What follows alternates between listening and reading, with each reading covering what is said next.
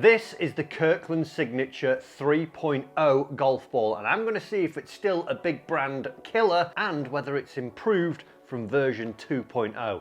Let's give it a go and find out. Also, stick around to later on in the video because I'm going to share with you another ball that I think could be a ball that you should be trying if you're in the premium golf ball market.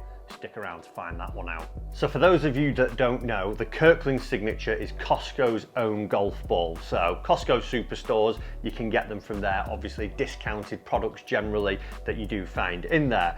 And that is where the Kirkland Signature came from. We did get them from America when we were over there because currently now they're not available in the UK. The balls themselves are updated from the V2, and for 24 golf balls, it cost me £34.36.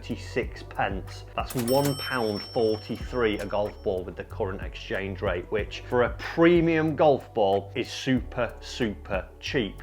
Because if we think of the Pro V1, which this is trying to compete against, it is in that premium golf ball market with the urethane cover. A dozen of the Pro V1s are costing £47.99, which works out roughly £3.99 a golf ball. So you're nearly getting three for the price of one with the Kirkland V3.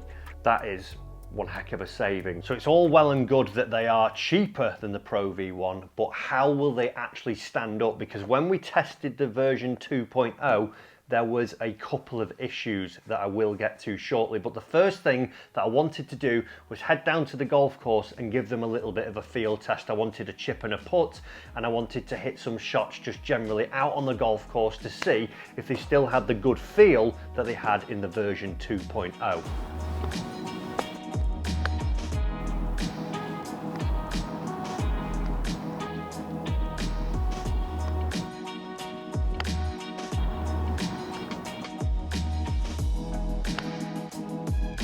So we've had an initial test there at the golf course, and I'm quite happy to say that they do still feel pretty decent.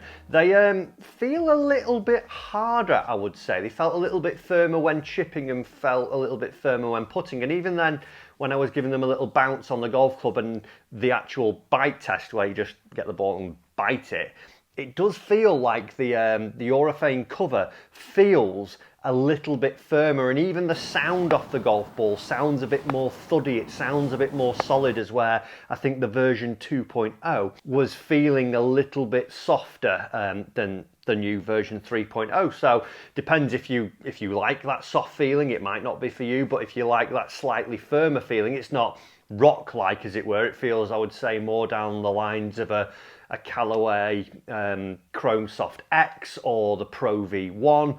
It's somewhere around there, maybe the TP5X from TaylorMade as well. It's sort of in that ballpark of feel, which when we think of firmness actually leads me to one of the big things that I was worried about from last time when we tested the version 2.0, and that is the first thing that I wanted to test. That was durability. So to test the durability, I hit 10 shots out of a bunker, because from version 2.0, that was one point where it fell down. After hitting those 10 shots in the original video when we tested this last year, the cover was ripping apart and was very scuffed and damaged after 10 shots. So I've hit 10 in the bunker to find out what it actually performed like.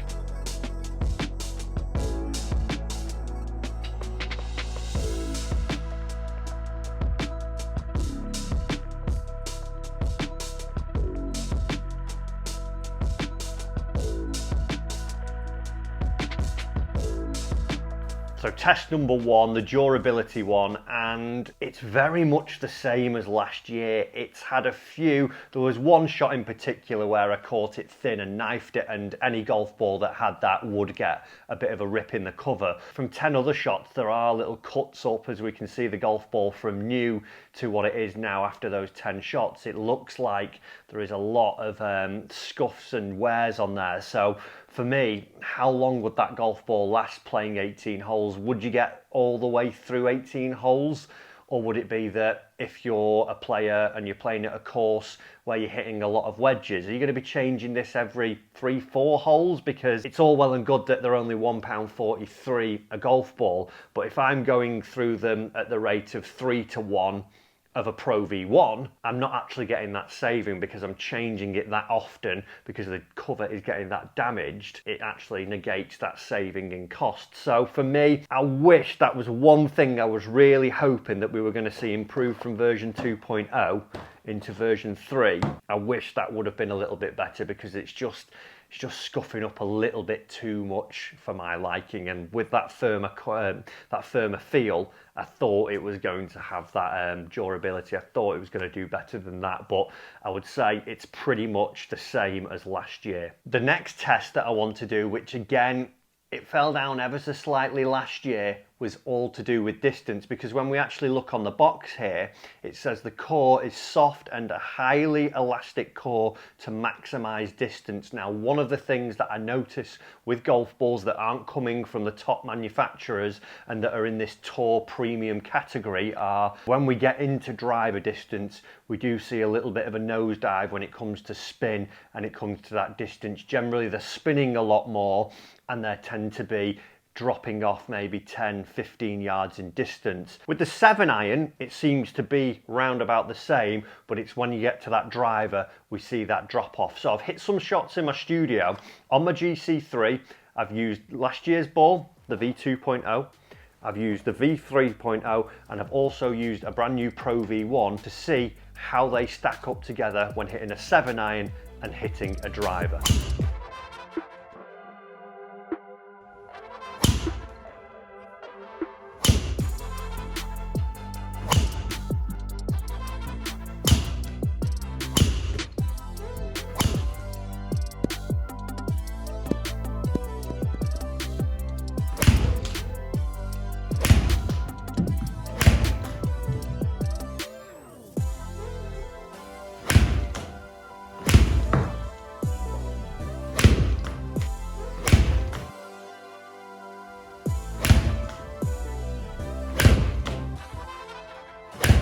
I did mention another golf ball as well that I think could be worth you trying if you're in that premium golf ball market, and that is this, the Wilson Triad golf ball. It comes in significantly cheaper again, only $33.99 for a dozen of these compared to that $47.99 of the Pro V1.